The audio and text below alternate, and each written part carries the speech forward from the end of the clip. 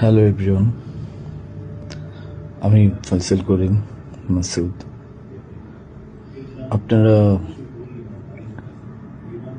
যে হাদি হত্যাকাণ্ডের সাথে আমার জড়িত থাকার কথা জানেন।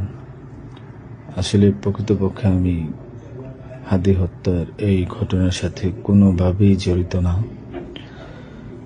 এটা একটা মিথ্যা বানোয়াট, একটা চক্রান্ত, যার কারণে আমি দেশ ছেড়ে চলে আসতে বাধ্য হয়েছি। আমি দেশ ছেড়ে চলে এসেছি এখন দুবাইতে আছি। আমার দুবাইয়ের 5 বছরের মাল্টিপল ভিসা ছিল।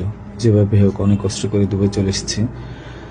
আর আপনারা এই হাদি হত্যাকাণ্ডের জন্য মিথ্যাভাবে আমার ফ্যামিলির সবাইকে জড়াইছেন।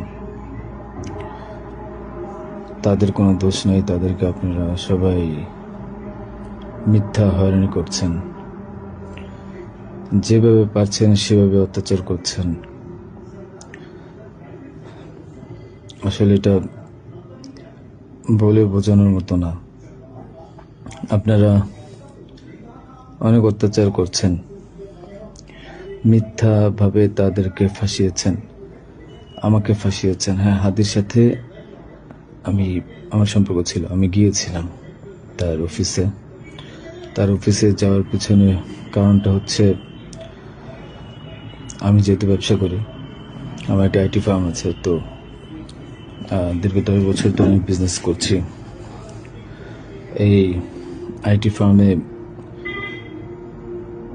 অনেক কাজই হয়, সব সরকারি কাজ হয়। তো এখানে একটা কাজ ছিল অর্থ মন্ত্রণালয়, একটা কাজ ছিল আপনার খাদ্য মন্ত্রণালয়। তো এই দুইটা কাজ নিয়ে আমি কথা বলতে গিয়েছিলাম। সে আমাকে পাইয়ে দিবে আশ্বস্ত করেছিল। আমি তাকে 5 লাখ টাকাও দিয়েছি, অগ্রিম চেয়েছিল। এবং তার এই যে আপনার যে প্রোগ্রামগুলো, এগুলোর ডোনার হিসেবে আমাকে থাকতে বলেছিল। আমি থেকেছি এবং তার প্রোগ্রামগুলোর জন্য যত টাকা লাগতো আমি দিয়েছি। এবং লাস্ট যেদিন শুক্রবার, ওই দিনে তাকে আমি 10,000 টাকা দিয়েছি তার ওই প্রোগ্রামের জন্য। এখন কথা হচ্ছে, আমাকে মিথ্যাভাবে ফাঁসানো হয়েছে। এগুলা যেহেতু হাদির সাথে জামাতের একটা কানেকশন আগে থেকেই ছিল, ও জামাতের প্রোডাক্ট। তো সেই জন্য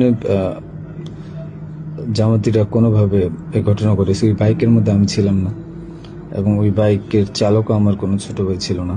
আমাদের দুজনকে মিথ্যাভাবে ফাঁসিয়েছে। এখন কি বলবো, এই জন্য আমার পরিবার ভুক্তভোগী।